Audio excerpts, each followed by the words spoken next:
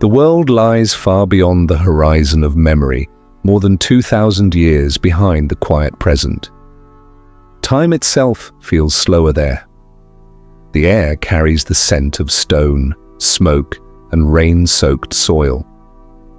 The sun rises gently over the hills of Macedon, its light faint at first, a whisper of warmth spilling through the morning mist. In the stillness before dawn, the world holds its breath. The fields shimmer with dew. Olive trees stand like sentinels along the slopes, their silver leaves trembling in the cool wind. The sound of water trickling from a well drifts faintly through the valley, joined by the distant murmur of hooves on earth. Inside a small stone house, the first movement of the day begins. The creak of a wooden door, the soft rustle of cloth. A young boy stirs from his sleep, his hair touched by the pale blue light of morning. The room around him is simple, a clay lamp extinguished, a folded cloak, a wooden stool, a table by the window. Outside, smoke rises from a small hearth, winding into the chill air. The scent of barley porridge and baked bread fills the space. This is Macedon. This is the quiet beginning of a life that will one day cross the edges of the known world. The boy's name is Alexander, but here, in this hour, he is only a child, still silent, part of the rhythm of morning. He sits at the table, feet barely brushing the floor, and watches the steam lift from a bowl. Barley gruel, coarse bread, olives glistening in oil, a small wedge of cheese, and a cup of watered wine. The meal is plain, yet complete. He eats slowly, each bite measured, each movement calm.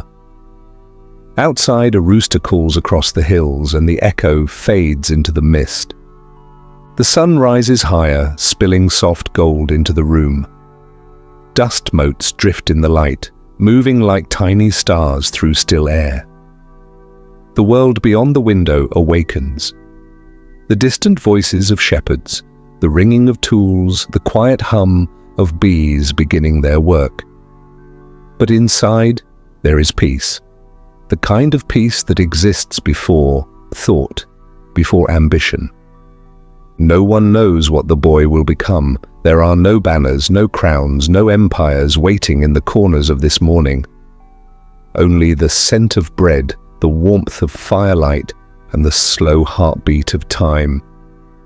In another room, an older man waits. Aristotle, the teacher who will guide him. Their lessons will not be loud. They will speak of nature, of reason, of balance. They will walk among the olive trees and speak of moderation, of how the mind must mirror the order of the world. These truths will take root quietly, like seeds beneath the soil, growing unseen until the years bring them to light. For now, the boy finishes his meal and sets his spoon aside. The bowl is empty, the bread reduced to crumbs. He takes a sip of wine, then looks toward the window. The light touches his face, soft and fleeting. He breathes once, deeply, as though the morning itself is filling him with strength. Outside, the fields stretch endlessly, bound by the faint haze of the horizon. The world waits, patient and silent.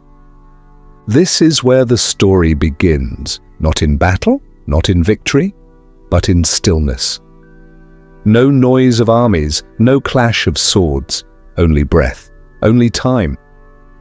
It is a story of a life seen through quiet moments, of meals, of mornings, of motion and rest. A story of the rhythm that lies beneath greatness, the stillness that endures when all else has passed.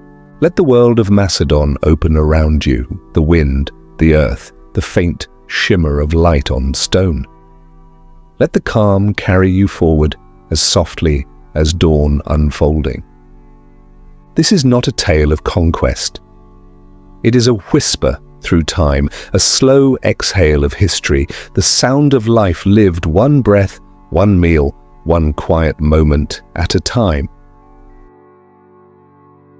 Breakfast in Macedon. The morning opened softly over the hills of Macedon, a pale wash of color spreading from the edge of the horizon, touching the folds of grass, brushing the stones that marked the narrow paths between the fields. Mist drifted low across the meadows, clinging to the roots of the olive trees, curling gently around the hooves of the early horses that moved through the fog. The sound of a rooster rose somewhere far away, its call distant and hollow against the silence of dawn. The air carried the faint scent of dew, earth, and smoke from a small fire that had been burning since before sunrise. The world had not yet begun to speak, and in that quiet hour everything seemed to wait, breathing slowly, evenly, without hurry. In a modest house made of sun-warmed stone, a single room began to stir. The door opened inward, releasing a thread of cool air into the dim interior. A thin stream of smoke rose from the hearth, where the cook had already placed a small pot above the embers. Inside, barley simmered slowly with water drawn from the well, the grains swelling and turning soft, the scent of it mild and steady. Beside the fire, a piece of bread rested on a clay plate, baked days before, its crust hard and rough to the touch. Next to it lay a few olives, dark and wrinkled, a wedge of goat cheese, pale and firm, and a small clay cup half filled with watered wine. It was a meal of quiet necessity, neither rich nor poor, meant only to begin the day. The young boy entered the room barefoot, the coolness of the floor pressing against his skin. He moved slowly, still half asleep, his hair uncombed, his steps careful, so as not to disturb the calm of the morning. He sat at the wooden table, small beside its heavy grain, the surface worn smooth by years of use. In front of him, the bowl of barley gruel steamed faintly, releasing ribbons of warmth into the air. He lifted the spoon, the wood darkened from many mornings before, and began to eat. Each mouthful was quiet, each movement deliberate, as if time itself had slowed to the rhythm of his breath. The room filled with the sound of small things, the faint clink of spoon against bowl, the whisper of wind at the window, the low crackle of fire. Outside, the mist moved like a living thing, parting and joining again in slow, graceful motion. A dog barked somewhere far beyond the walls, a sound carried on the wind and gone before it could echo. The boy looked up briefly, eyes reflecting the pale light that slipped through the doorway, then lowered them again to his meal. There was no sense of grandeur in this place, no sign of the empire that would one day rise beneath his name. Only the simplicity of a home, a family, a beginning. His father, Philip, had built a world upon discipline, upon the belief that strength came from austerity, from the quiet mastery of the self. In the palace and the barracks alike, food was not indulgence, but duty, the body fed so that the will could endure. Even for the prince, breakfast was not ceremony, but ritual, the same from one morning to the next, a habit that shaped the mind through its repetition. The barley gruel was plain, softened by heat, flavored faintly with salt. The bread, broken by hand, was dipped into it, its edges softening in the warmth. The olives brought sharpness, the cheese a quiet depth. A sip of wine, diluted with rainwater, marked the close of the meal. It was not meant to please but to sustain, a small offering to the day ahead. Outside, the light grew stronger. The mist began to lift, revealing the shapes of olive trees, the faint shimmer of distant fields, the narrow streams that ran between stones. The sound of hooves echoed faintly again, this time nearer, followed by the low murmur of men beginning their work. Somewhere beyond the walls, soldiers trained with wooden spears, their voices a rhythm of command and reply. But in this room, the world remained still. The boy finished his meal and set the spoon down. He wiped his mouth with the back of his hand, then looked toward the window where the first shadow of sunlight reached across the wall. The day would soon begin. Lessons, practice, training. But for now, there was no need to rush. He watched the light climb slowly, felt the warmth gather in the air. He took another small sip from the cup, letting the cool taste of watered wine linger before swallowing. It was his way of greeting the morning, of reminding himself that life, like the drink, was best taken in moderation. In Macedon, meals were a reflection of the land itself. Rough, spare, reliable. The people valued endurance over comfort, purpose over pleasure. The grain that filled his bowl was the same grain that fed the soldiers, the same bread that lined their packs. To eat, simply, was not to live poorly, but to live in rhythm with the world. The boy had grown to understand this, even if he could not yet name it. He felt the steadiness of it in his bones, the calm strength that came from repetition. The servant entered quietly, carrying a small jug of water. She poured it into the clay basin by the door, then stepped aside. The boy washed his hands, the water cool against his skin, the motion unhurried. When he was done, he dried them on a strip of cloth and turned once more to the table. The bowl was empty, the bread reduced to crumbs.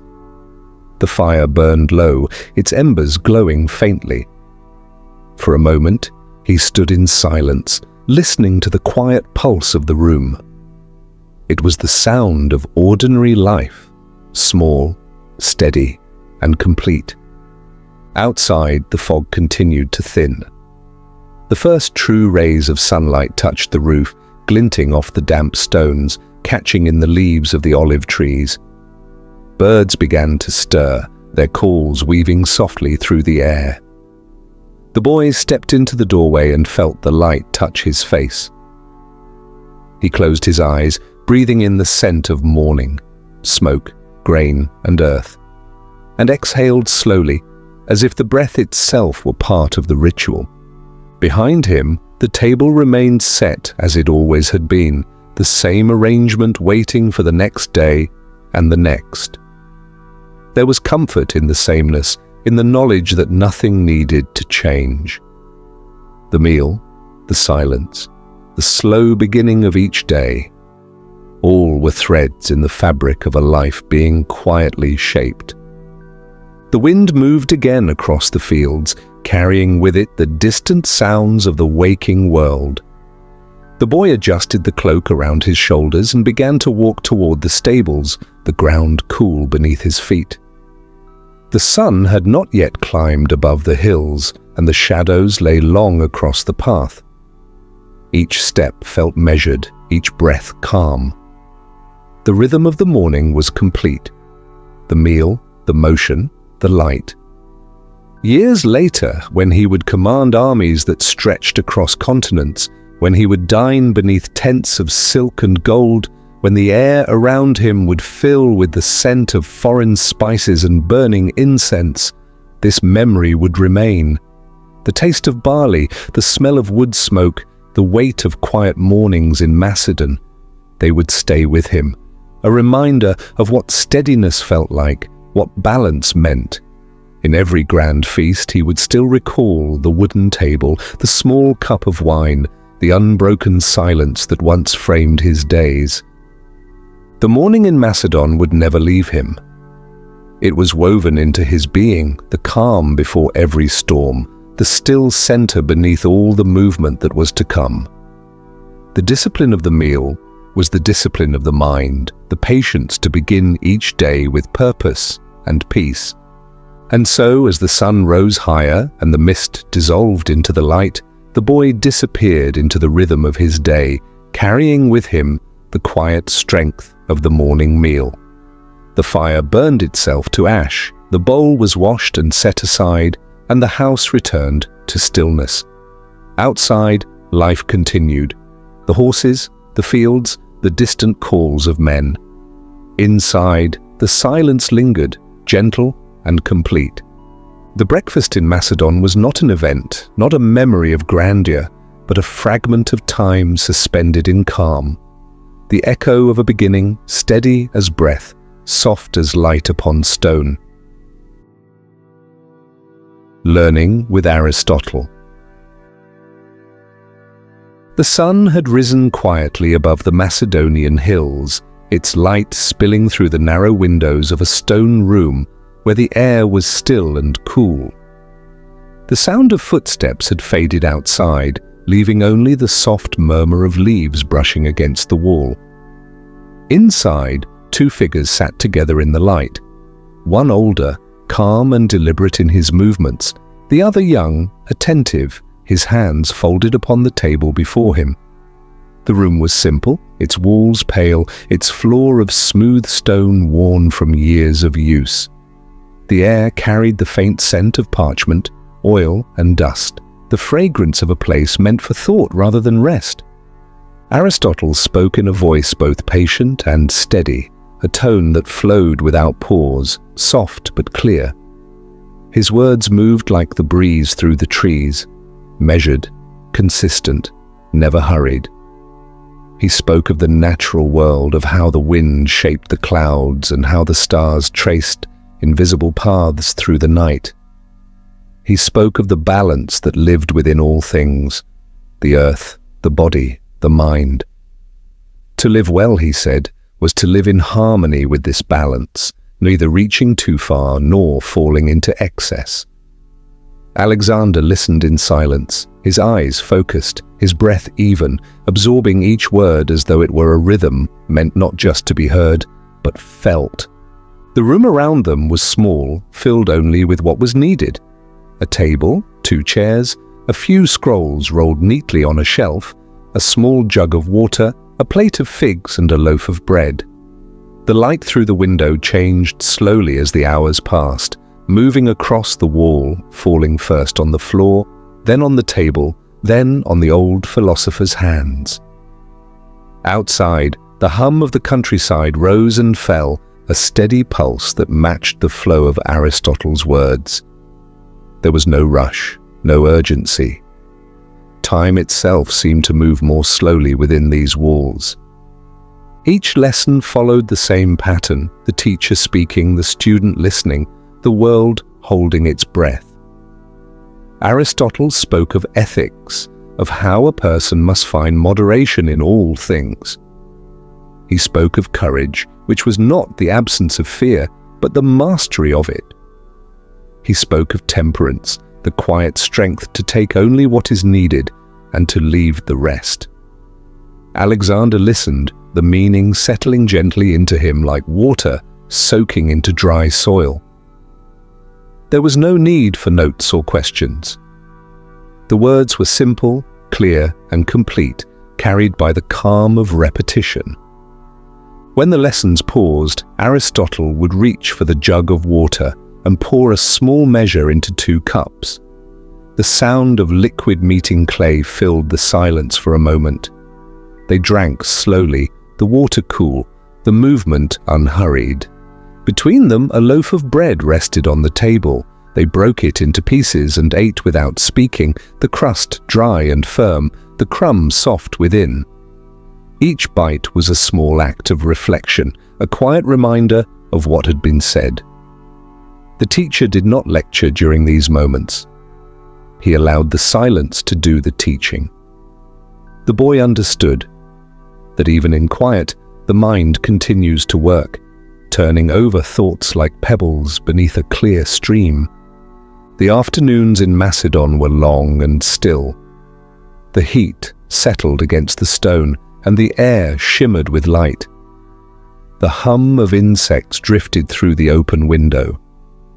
Aristotle's voice became slower, lower, as though blending with the rhythm of the day. He spoke of the cosmos, of the harmony that tied all living things to one another, of the invisible threads that connected stars to soil, rulers to their people, the body to the mind. To govern, he said, one must first understand the order of things, and to understand that order, one must learn patience, the patience to observe, to listen, to wait. The boy listened, hands resting still on the table, eyes lowered slightly. His mind wandered through the images painted by his teacher's words, the movement of planets, the flight of birds, the steady growth of trees. He saw in each of them the same pattern, the same quiet logic that guided all things. It comforted him. The world, he began to understand, was not ruled by chance, but by rhythm. And to live well was to find one's place within that rhythm. When the lessons ended, Aristotle would roll the scrolls with care, his fingers tracing the worn edges of parchment.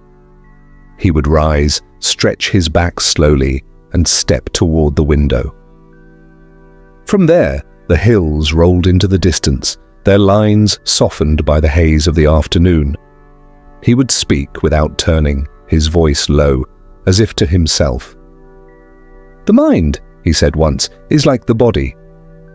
It must be exercised with moderation. Too much strain, and it breaks; too little, and it fades." The boy nodded, though the words were more like a lull than a command. Sometimes they would walk outside together. The sun would hang low, the air golden, the fields quiet, except for the sound of their steps against the earth. Aristotle would pause to pick up a stone, turning it in his hand as he spoke of shape, of matter, of purpose. Alexander would listen, the sound of his teacher's voice blending with the wind, becoming almost indistinguishable from the world around them. Each step felt deliberate, each silence part of the lesson. When they returned to the room, the light had shifted again. The shadows grew longer, the corners dim. Aristotle would light a small oil lamp, the flame trembling but steady, casting a warm circle of light across the table. The evening lesson was softer, slower, not of reason, but of reflection. He would speak of the soul, not in the language of gods, but of nature, as something that lived in all beings, that connected thought to breath, motion to stillness. Alexander sat quietly, the flicker of the lamp mirrored in his eyes, the words falling over him like the whisper of a lullaby. The rhythm of these days formed a pattern as regular as the beating of a heart.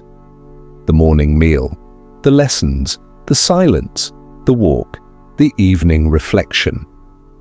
Each moment was measured, balanced, intentional. It was a life built upon the discipline of calm. The boy learned not through struggle but through stillness, through the patient repetition of quiet truths. In time, he began to understand that control did not mean suppression, but harmony, the steady balance between desire and restraint, ambition and peace. At night, after Aristotle had gone, the boy would sit alone for a while. The lamp burned low, the flames small and unwavering.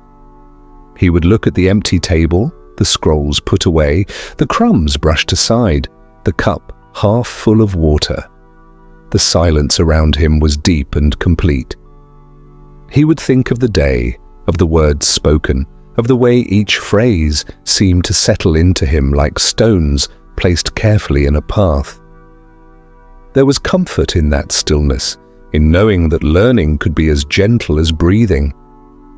Outside, the air cooled and the world quieted again. The wind moved through the olive trees, the sound soft and regular. The boy breathed in, his chest rising slowly, then exhaled, letting the air fall away. He felt the weight of the day ease from his body. He thought of the morning's meal, the barley, the bread, the wine, and of how even that simple act had meaning. To eat slowly, to take what one needs, to be present with the moment. It was, as his teacher had said, another form of philosophy. The philosophy of living well. As the lamp's flame dwindled, the room filled with a faint, golden haze. The boy's eyes grew heavy, his thoughts calm. The day had been long, but not tiring. Each word, each silence, had shaped him in ways he did not yet see.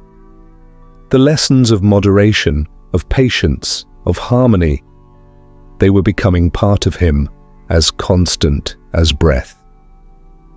And so, as the last light of the lamp faded into the dark, the house of stone settled back into silence. Outside, the night took its place once more, the stars stretching across the sky in slow, eternal movement. Within those quiet walls, a boy slept, carrying in his dreams the calm voice of his teacher and the quiet balance of the world. The next morning would come as it always did, with light, with silence, with the soft sound of water boiling above a small fire. And the lessons would begin again, unhurried, unchanging, as steady as time itself. The food of soldiers.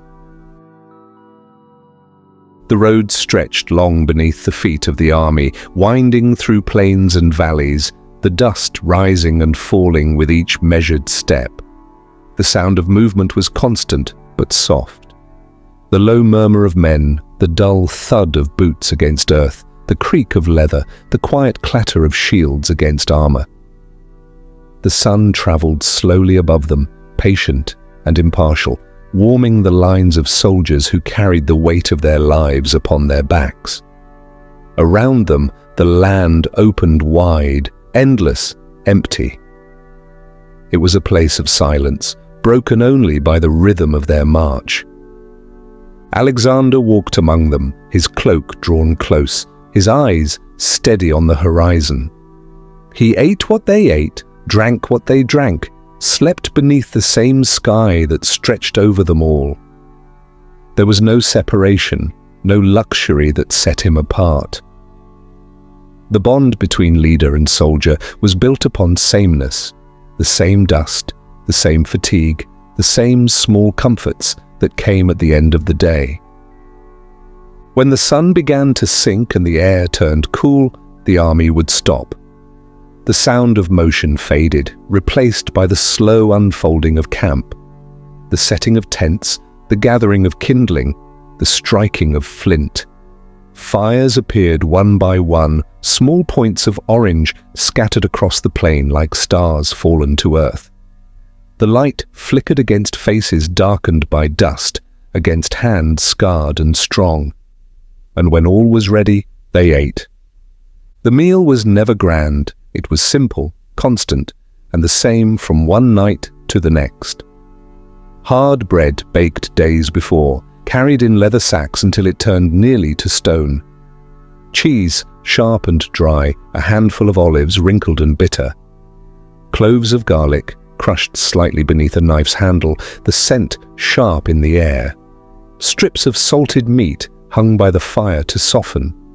Dried figs, dark and sweet, a final note before rest. And always there was wine, thinned with water, pale in color, faint in taste, enough to steady the breath and ease the dust from the throat. They ate slowly, not because of ceremony, but because their bodies moved that way after long hours of marching. Around the fires, men sat in small circles, shoulders brushing, eyes half closed in the quiet. The only sound was the soft crackle of wood, the faint rustle of wind through canvas, the breath of men eating in silence. Alexander sat among them, his posture easy, his presence unspoken but felt. He chewed the same bread, drank from the same cup, and when he spoke, it was only to give brief words of acknowledgement, not command, not speech, just quiet recognition of those who shared the same road. The smoke from the fires rose into the night, carrying with it the smell of wood and salt and sweat. It mingled with the scent of the earth, dry and faintly sweet, and hung low, moving gently between the tents. The stars began to appear above, one after another, distant but clear. The men did not look up often, their eyes stayed near the fire, drawn to its warmth. The heat against their faces was comfort enough. Each meal was a reminder of endurance. It was not made for joy nor for pleasure. It was made for survival. The body required little, only what was needed to move forward. The soldiers understood this without thought. To eat was to continue was to live. The taste of the food mattered little. It was the act itself that carried meaning. Each bite was a small promise to the next day, to the next march, to the next dawn. When the eating was done, the soldiers cleaned their cups, brushed the crumbs from their cloaks, and sat in silence for a while longer. Some spoke softly, voices low, the words lost to the wind. Others sharpened blades or repaired straps, their hands working by instinct. A few leaned back and closed their eyes, letting the warmth of the fire sink into their skin. The night pressed close around them, but there was no fear in it, only stillness. The camp, in its way, was a breathing thing, alive in the rhythm of rest. Alexander watched them, his gaze steady, his mind quiet. He had learned long ago that leadership did not always come from speaking, but from being, from presence, from the calm that others could lean upon. The soldiers, seeing him there beside them, eating the same food, felt the weight of hierarchy ease. For a moment, the line between king and man dissolved. Around the fire, they were only travelers together beneath the same sky. The bread was hard, and the cheese sharp enough to sting the tongue. The garlic burned faintly at the back of the throat. The figs, when eaten last, softened the edge of it all, leaving a taste of warmth that lingered as the night deepened. These flavors, though simple, carried with them something unspoken. The memory of home, the earth they had left behind, the fields of Macedon with their stone walls and narrow paths. The food was their connection to that world, a reminder of what they were fighting to preserve, and what they might one day return to. Sometimes, when the night was colder than usual, a pot would be placed above the fire. Inside, meat, water, and a handful of herbs would be left to simmer. The scent would spread slowly through the air, carrying a hint of comfort that reached even those far from the flame. The steam rose in thin curls, disappearing into the dark. When the pot was ready, they would dip pieces of bread into the broth, softening it, warming their hands as they ate.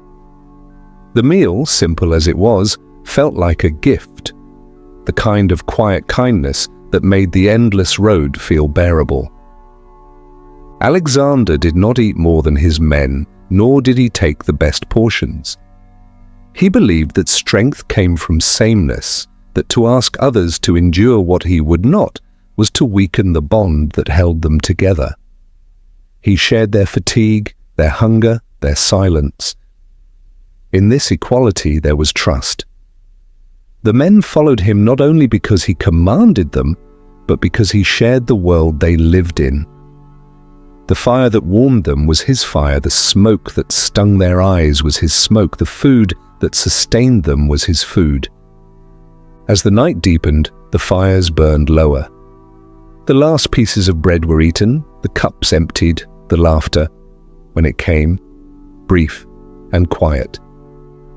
One by one, the men lay down beside their packs, their cloaks pulled close. The ground was uneven, the air cool, but sleep came easily. The rhythm of the day, the march, the meal, the rest, was constant, dependable. It gave shape to the formlessness of distance. Alexander remained awake a little longer, his eyes on the embers as they shifted and dimmed. He thought of the lessons of his youth, of Aristotle's voice speaking of balance, of the discipline found in simplicity. Here, amid the crackle of firewood and the slow breathing of sleeping men, those lessons lived in another form. The balance was not philosophical now, it was physical, present in the rhythm of life itself. To move, to eat, to rest, that was the order of things. The faint sound of wind moved through the camp, brushing the edges of tents, stirring the ashes. Somewhere in the distance, a horse shifted, the soft clink of its reins carried across the plain. The sky was wide and black, the stars bright and endless.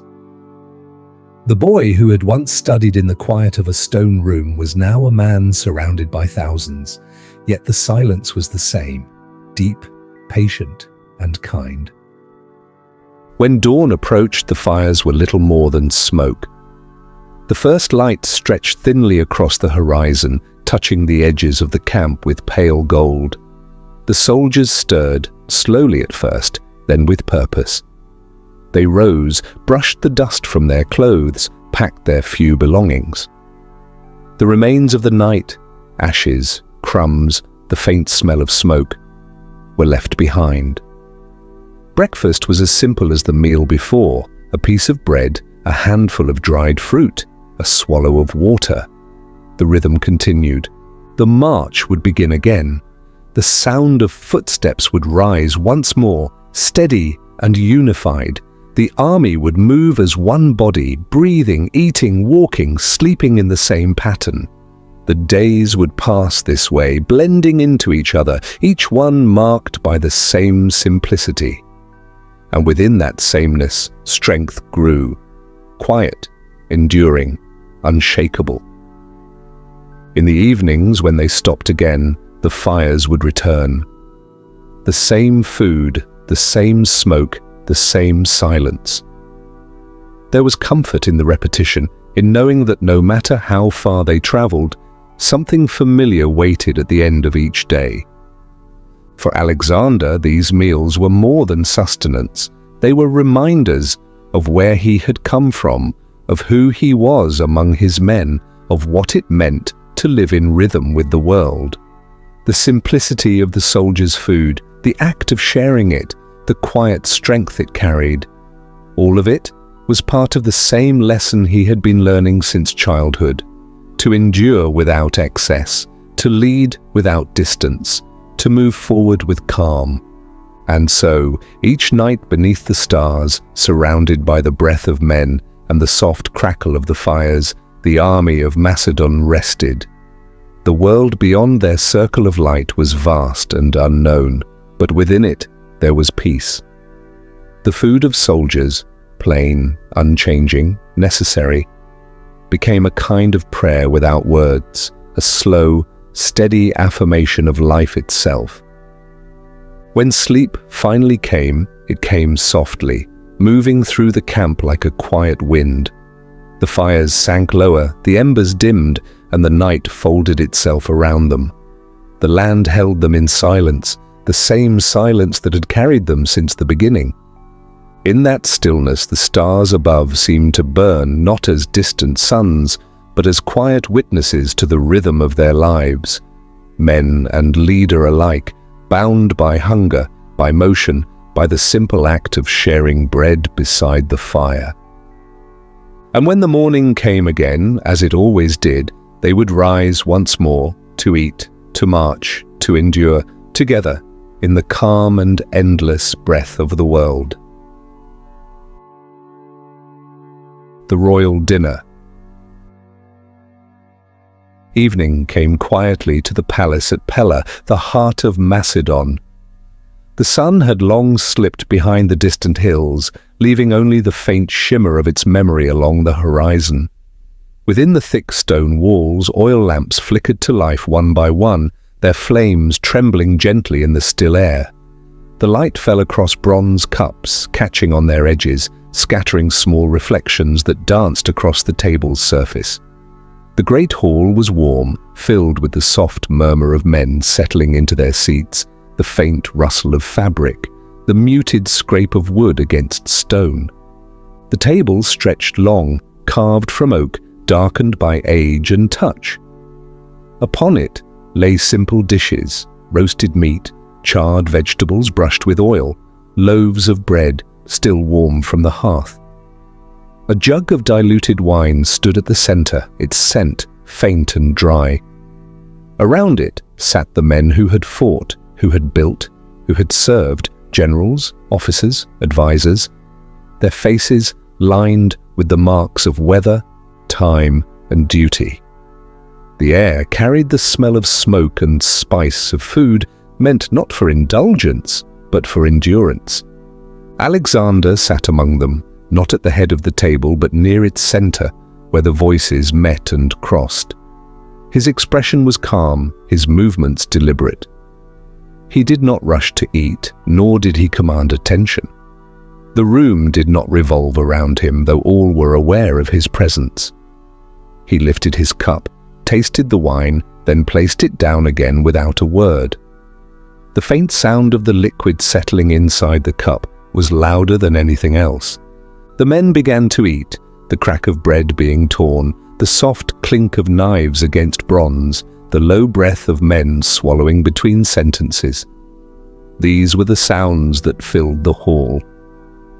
Conversation came in slow waves, rising and falling, like the movement of wind through trees. There was laughter, but it was quiet, measured. The air held a strange peace, as if even the walls understood that the night was not for celebration, but for rest. Alexander ate sparingly, the same way he always had. He took small portions, cutting them carefully, tasting rather than consuming. The meat was roasted lamb, seasoned lightly with herbs from the garden beyond the courtyard. The vegetables were simple: onions, garlic, leeks, charred, until their edges turned sweet. He ate without hurry, his eyes sometimes drifting toward the flame of a nearby lamp, watching how it swayed in the draught of the room. Across from him, his father's old generals spoke in low tones, their voices carrying the weight of years spent on campaign. They spoke of weather, of roads, of the coming harvest. Rarely did they speak of war. The younger men listened, nodding slowly, their cups held loosely in their hands. The sound of ruffled cloaks and shifting feet mixed with the soft hum of the fire burning in the great hearth. Above them, the ceiling rose high, its beams lost in shadow. The smoke from the lamps gathered there, moving slowly, forming shapes that dissolved as quickly as they appeared. The scent of olive oil hung in the air, faint and constant. Outside, the wind touched the walls, pressing lightly, as if testing their strength. Alexander's gaze moved quietly across the room. He noticed small things, the way a soldier passed a piece of bread to another, the way a servant refilled cups with slow precision, the way a drop of wine traced its path down the side of a jug. These details held his attention more than the conversation did. To him, they were signs of rhythm, of order, of the calm beneath the movement of life. When he finally spoke, his words were soft and even. He asked about the men stationed in the north, about the crops near the Axios River, about the condition of the roads after the recent rains. His questions were simple, but they carried weight. The generals answered in the same tone, calm, respectful, unhurried. No one raised their voice, no one gestured wildly. The night was slow and still, every word measured, every silence understood. The servants moved like shadows, silent and precise. They carried new dishes from the kitchens, another platter of meat, more bread, bowls of lentils, and small plates of figs. The sound of footsteps was muffled by the stone floor. A dog lying near the doorway lifted its head briefly, then returned to sleep. The wine was poured again, thin and pale. The men drank in moderation, mindful of their host's restraint. In Macedon, to drink heavily was a weakness, a flaw that blurred the mind. Alexander had seen what excess could do, the anger, the loss of control, and he had chosen a different path. His cup remained half full, his thoughts clear. The meal continued, steady and without crescendo. The fire in the hearth burned lower, its glow deepening into amber. Shadows lengthened across the table, softening the edges of faces and objects. A few men leaned back, their voices growing quieter, their words trailing into stillness. Others simply stared into the flames, lost in the gentle rhythm of the light. Alexander finished his meal and placed his knife neatly beside his plate. He leaned back slightly, the lamplight touching his face. He said little, but the quiet around him felt intentional, as if the silence itself were an act of leadership, a reminder that power need not always speak. The calm he carried seemed to settle across the room, soothing even the restless minds of his companions. A servant refilled the cups once more, though most remained untouched. The wine reflected the lamplight, small circles of gold trembling with every breath of air. Beyond the walls, the night deepened. The palace stood still, its corridors empty, its courtyards hushed. After a time, Alexander rose. The movement was slow, unannounced, yet every man at the table looked up. He nodded once to them, not as a ruler, but as one among equals, and stepped away from the table. The soft sound of his sandals against the stone echoed briefly, then faded into the distance. The conversation did not resume.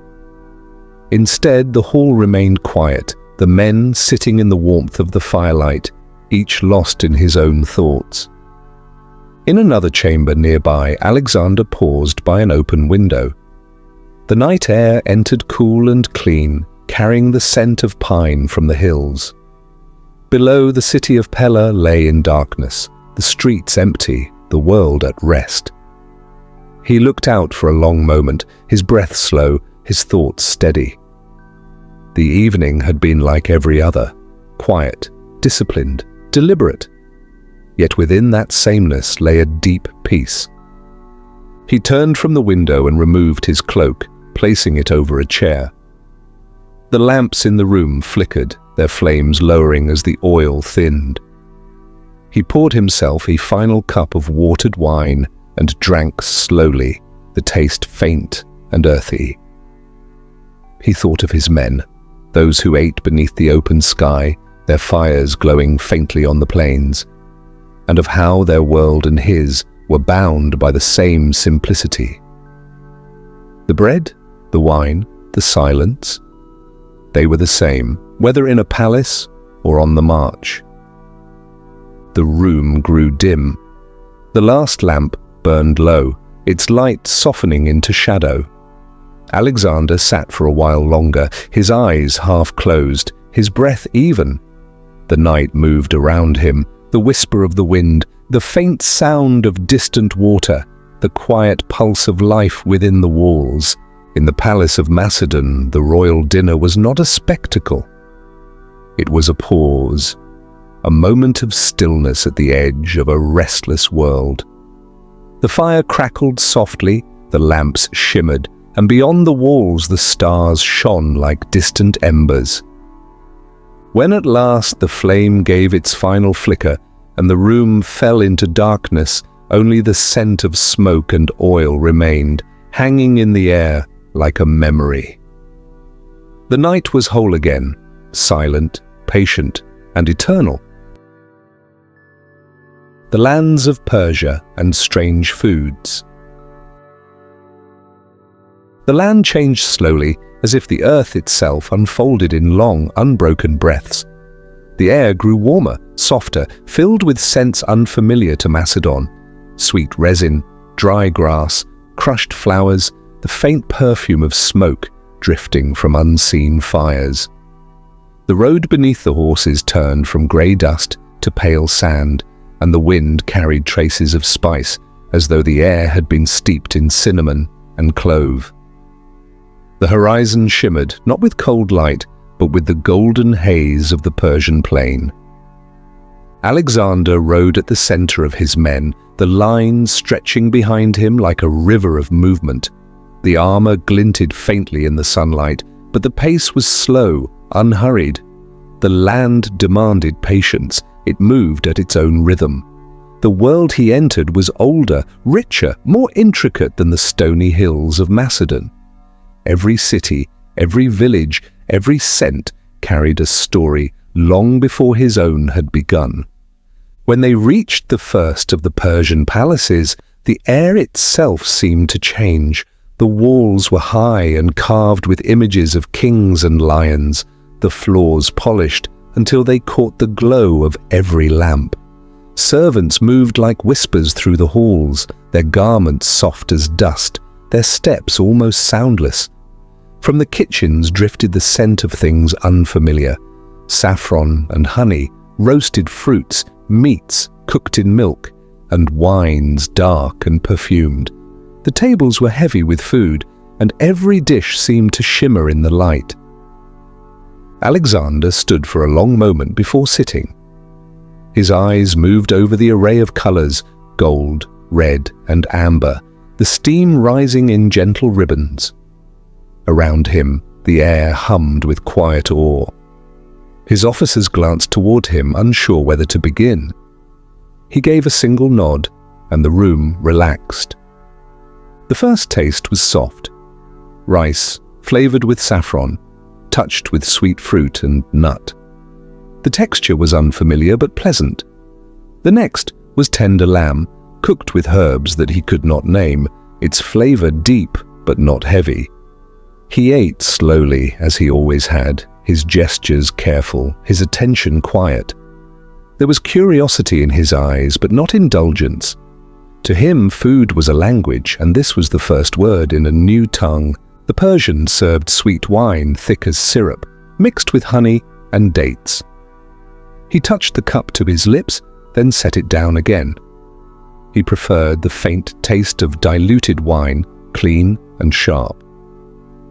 The sweetness lingered in the air around him, mingling with the perfume of oil lamps and the hum of quiet conversation. At the far end of the hall, music began to play.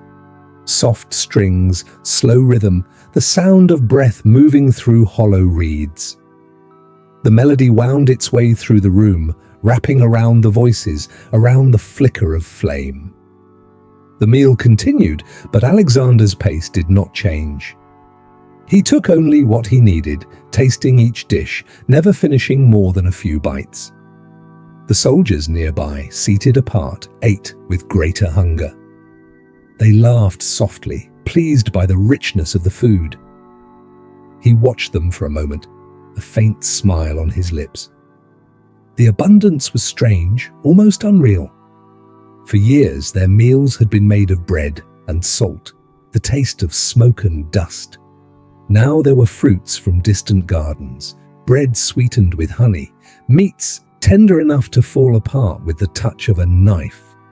Later that evening, he sent word for a portion of these foods to be shared among his men. Not all, but enough that each fire in the camp would taste something new. It was a small gesture, unnoticed by many, but remembered by those who received it. The soldiers spoke of the sweetness, of the warmth that spread through them after so many weeks of hunger. It was a quiet gift, the kind a leader gave without ceremony. In the days that followed, the army moved deeper into Persia. Each city welcomed them with offerings: golden plates, baskets of fruit, jars of honey, wines scented with herbs and rose. The people bowed low, their eyes lowered, their voices soft. Alexander accepted each gift with the same calm grace, his words measured, his tone gentle. He kept little for himself. The excess was divided among his men, stored or distributed, never wasted.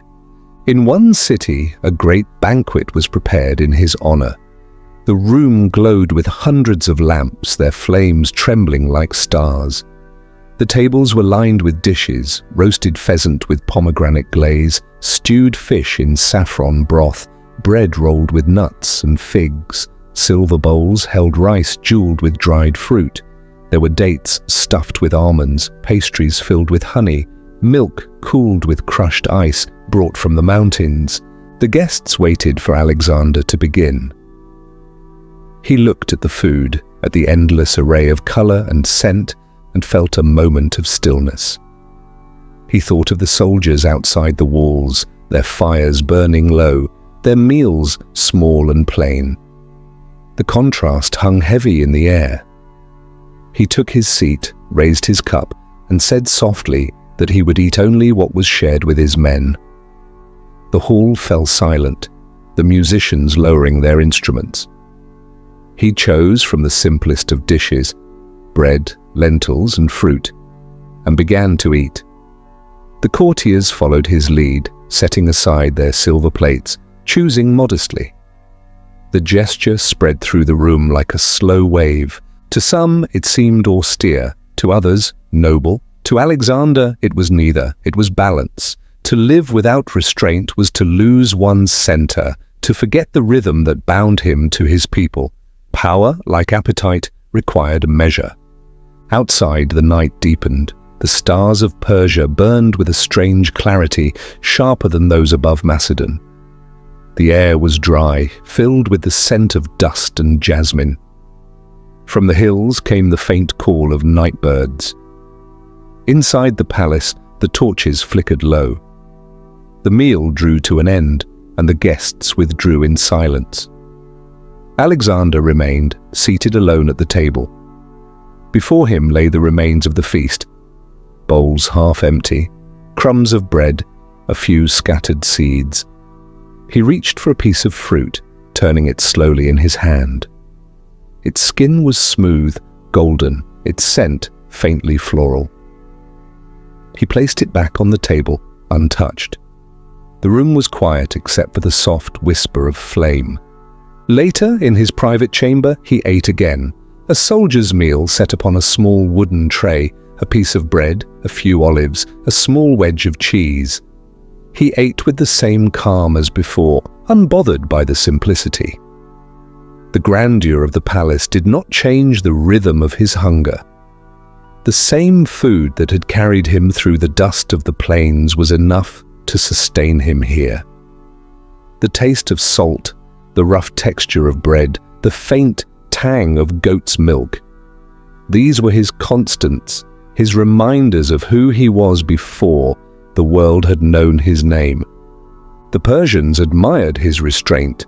They saw in it not insult, but strength, a king who could conquer the world, yet remain untouched by its temptations. They whispered of it in their courts, calling him both warrior and sage. But for Alexander, it was simpler than that. It was a kind of peace, to eat without want, to live without excess. The days passed, the marches continued, and with each new province came new foods. In the mountain cities there were stews thick with herbs and lentils. In the valleys, honey that tasted of wildflowers. Along the rivers, fish grilled over open fires, brushed with oil and lemon. Everywhere, people offered what they had, proud to share the bounty of their lands. Alexander accepted with gratitude, but always in moderation. The abundance did not change him. The rhythm remained, a few bites, a sip of wine, a moment of quiet between one taste and the next. He often invited his officers to join him for these meals. They would sit in the cool shade of a courtyard, surrounded by the scent of flowers and the sound of water moving through stone channels. The plates before them were few, the portions small. They spoke little. The air around them was calm, filled with the hum of distant life. Servants moving softly, horses shifting in the stables, the faint echo of wind against the walls. Sometimes he would share a portion of something new, a fruit, a spice, a flavor unfamiliar. He would describe it quietly, not as a marvel, but as a curiosity, something to be known. He believed that understanding the world included its tastes, that the tongue could be a teacher of the same truths as the mind, patience, attention, humility. At night, the campfires of the army mirrored the stars. The men ate their rations, bread, meat, dried fruit, but sometimes among them appeared a taste of Persia, a handful of nuts, a spoon of honey, a piece of fruit sent from the palace kitchens. These small gestures bound the army to their leader, not through orders, but through kindness. Alexander would walk through the camp on such nights, his steps quiet, his cloak trailing behind him. The men greeted him softly, lifting their cups in acknowledgement. He would pause, exchange a few words, sometimes sit by a fire for a short while. The food, the warmth, the silence, they were all part of the same world. When he returned to his tent, he often found it filled with the scent of spice and oil from gifts brought by the Persians. He would look at them for a moment, the golden jars, the dishes of sugared fruit, and then pass them to his attendants to distribute among the men. For himself, he kept only what was plain, a loaf of bread, a small jug of wine, a cup of water cooled by night air. In time, the richness of Persia ceased to surprise him. The variety became familiar, and in that familiarity he found peace. The world was vast, full of flavors and scents and customs, but his own remained unchanged. Simplicity was his compass, moderation was his home. The road stretched on, through orchards heavy with fruit, through markets filled with color and sound. The people bowed, offered gifts, and the army passed. Alexander rode at its head, calm and composed, his gaze steady, his hunger quiet. At dusk, when the sky turned deep gold, the camp would settle once more. Fires would bloom across the plain, the same as in Macedon, the same as in the first campaign. The men would eat, laugh softly, fall asleep beneath the stars. Alexander would eat with them. Bread, cheese, a piece of dried fruit. The wind would carry the scent of distant feasts, but within the circle of firelight, all was simple, all was still. In the lands of Persia, amid the abundance of the world, Alexander remained as he had always been, quiet, measured, steady. His table, though surrounded by gold, was no different from the rough wooden tables of his youth. His hunger, though offered delicacies from a dozen kingdoms, was satisfied by the same bread, the same wine, the same breath of silence between each bite. And so the march continued, through fields and deserts, through gardens and palaces, through the endless rhythm of days. The food changed, the world changed, but the man did not. He ate as he lived, simply, deliberately, and with a calm that no empire could consume. India and the new flavors. The road into India unfolded beneath a sky thick with warmth. The air was heavy, fragrant, and full of sound. The hum of insects, the rustle of leaves stirred by damp wind, the distant cry of unseen birds moving through the canopy. The earth here was darker, richer, moist beneath the feet. It held the scent of rain even when no rain had fallen. The rivers were wide and slow, their surfaces glinting with the color of copper and sky. Everything seemed alive, breathing with a rhythm that was not hurried, but endless. The Macedonian army moved through this world in quiet awe. The men had marched across deserts and mountains, through the cold dust of Persia and the dry air of the steppes, but here the air clung to their skin like a veil.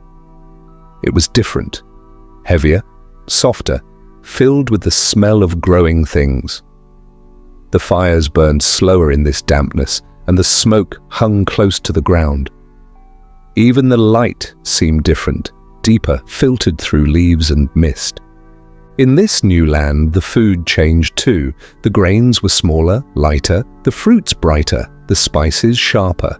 The markets of the villages overflowed with colors the soldiers had never seen.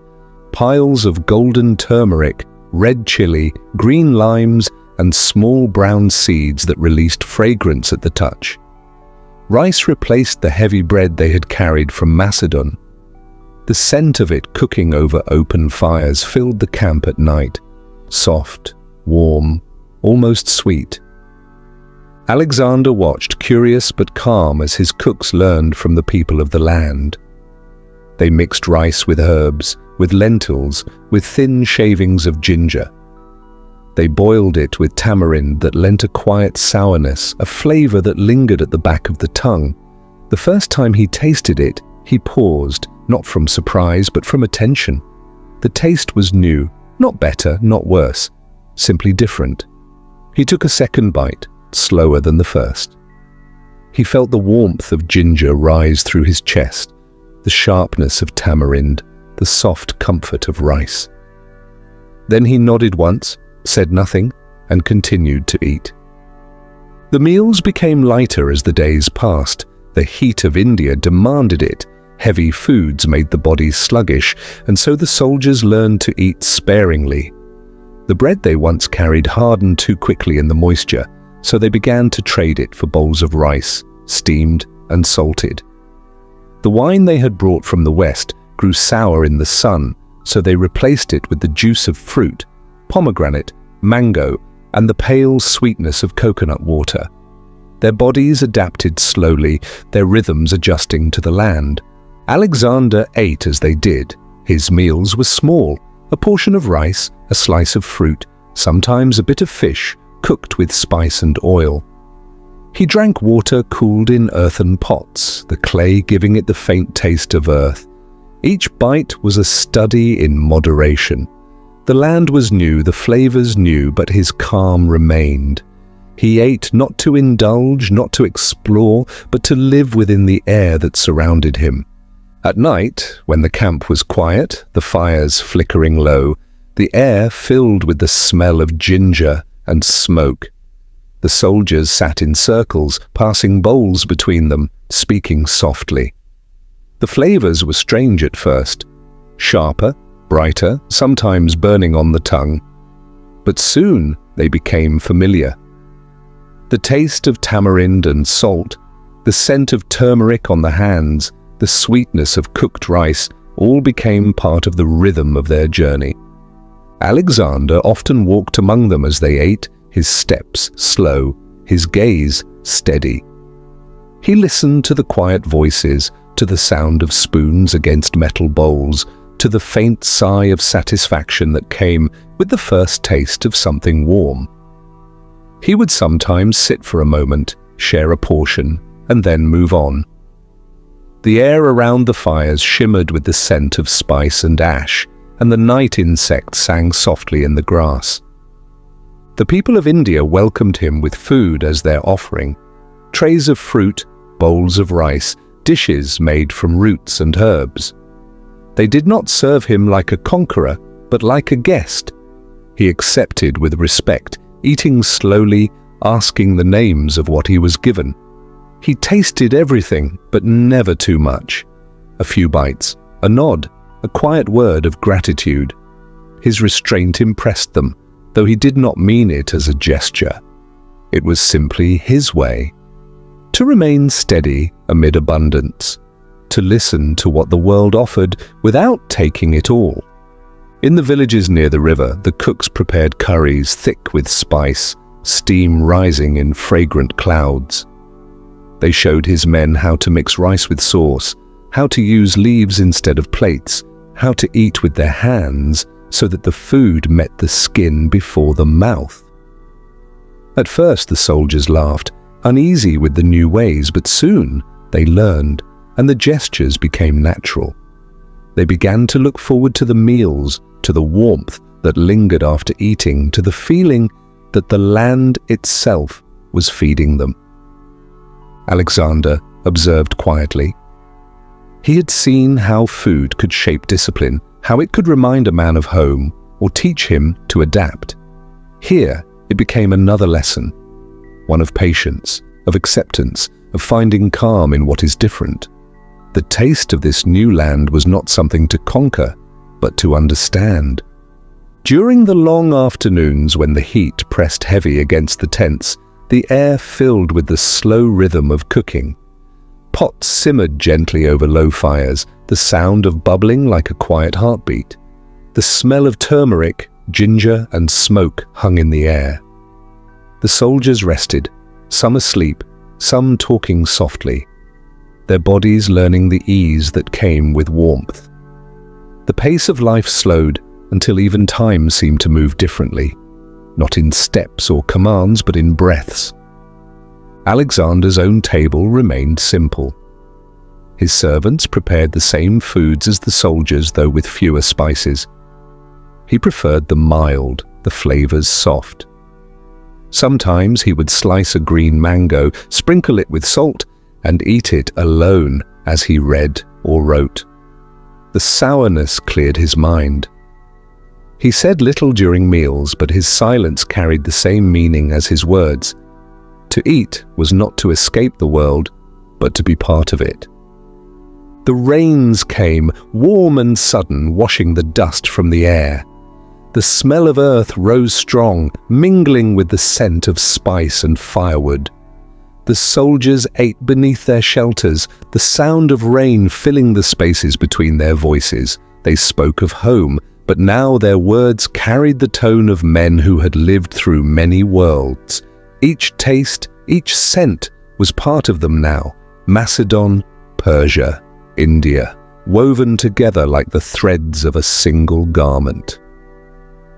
As the campaign continued, Alexander's meals grew smaller still. A bowl of rice, a cup of water, a piece of fruit.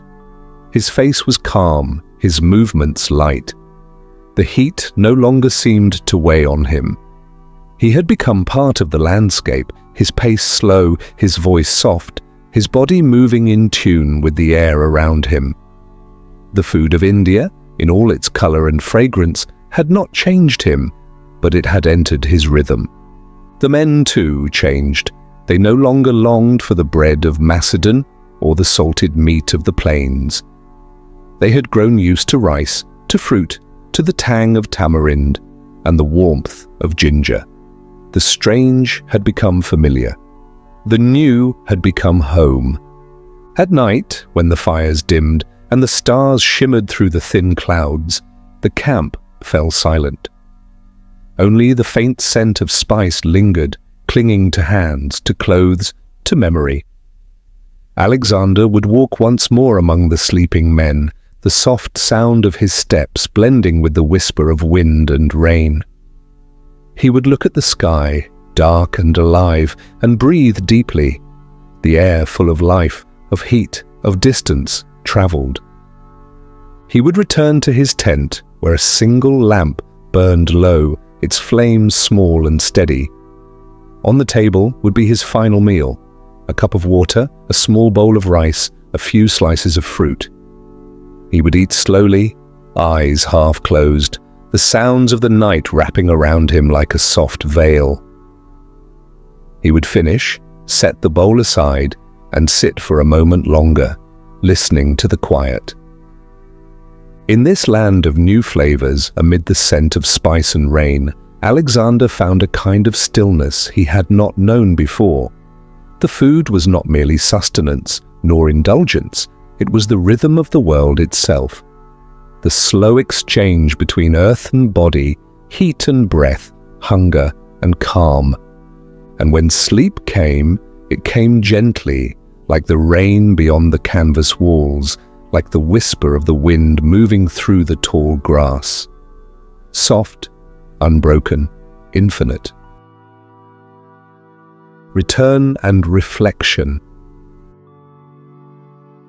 The night after victory always began the same way. The camp would come alive with small fires, their smoke rising into the dark like ribbons of quiet celebration. The air filled with the sound of voices, low, even more weary than triumphant. There was laughter, but it came softly, like the echo of something distant. The earth beneath them was still warm from the day, the air heavy with the scent of ash, wine, and sweat. From the edge of the camp, one could see the fires stretching far into the dark, a constellation of light mirrored against the sky. Men moved slowly between them, passing cups, sharing food, speaking of the day's events in the steady rhythm of exhaustion.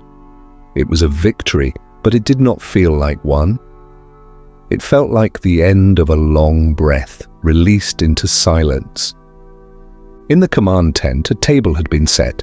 Plates of roasted meat, baskets of bread, bowls of fruit, and jugs of wine filled the air with fragrance.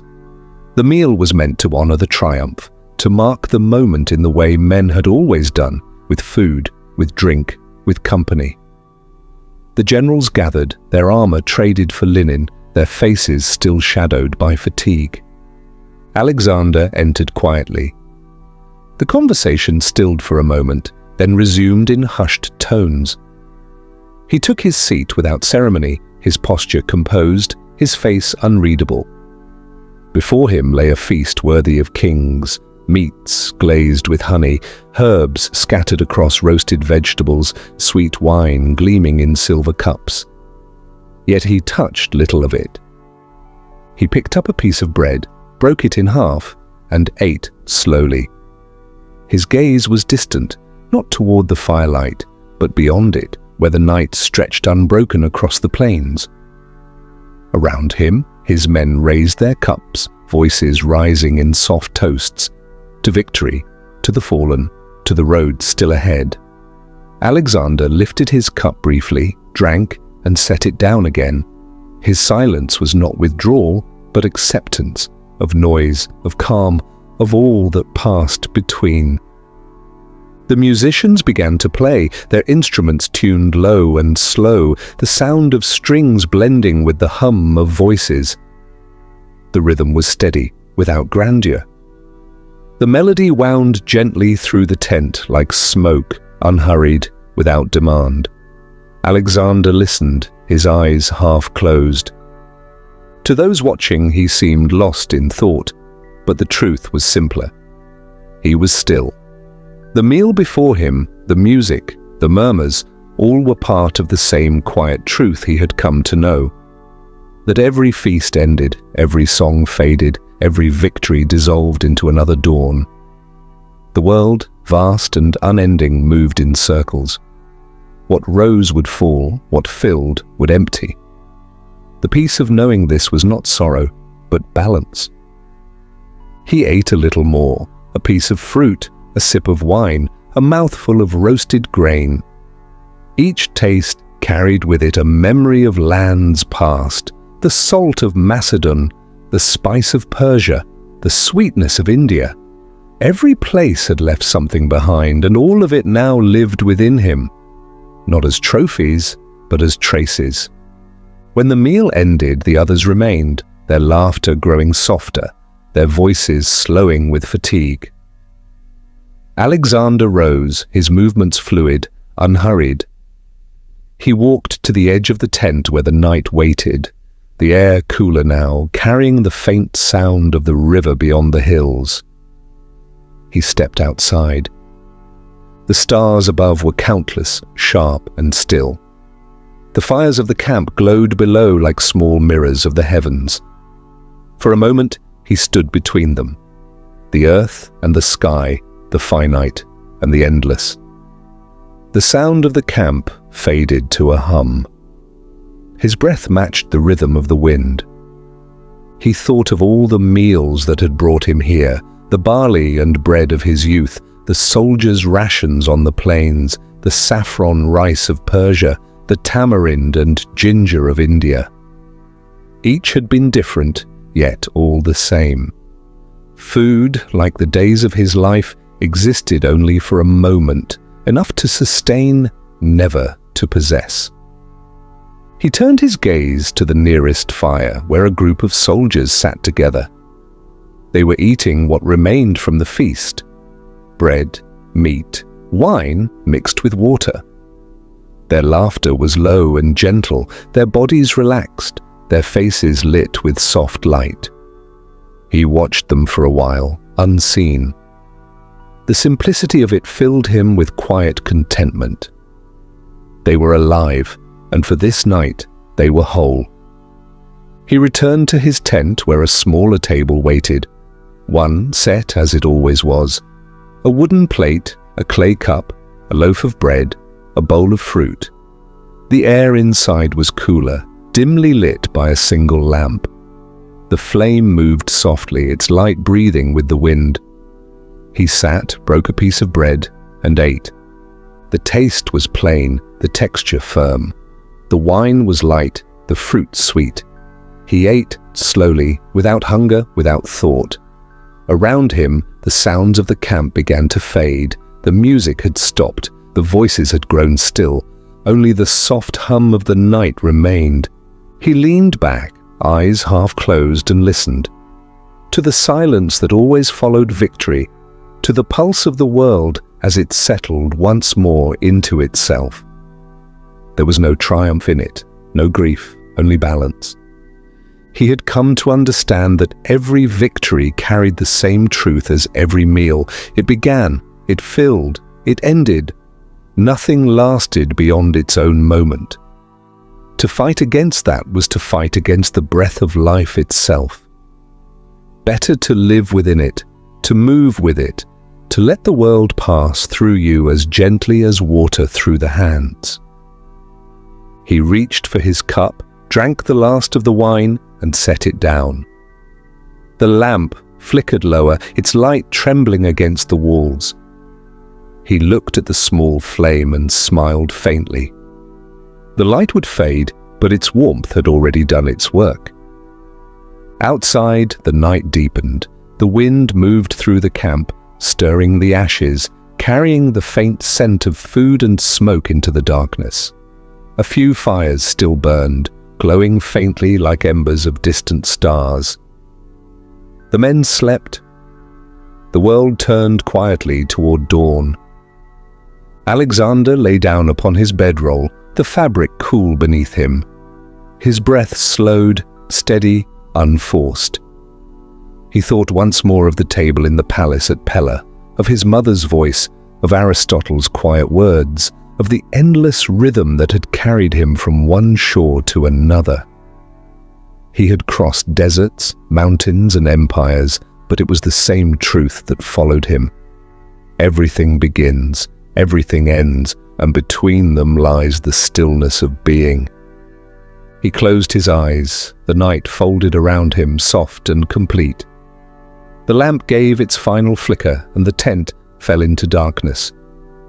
The air was filled with the quiet sound of sleeping men, of breath, of rest, of peace. And somewhere beyond the camp, the river moved slowly under the stars, its waters carrying reflections of light and shadow, flowing ever onward, endless, calm, eternal. Every meal had been a moment in that river, a brief pause between motion and stillness.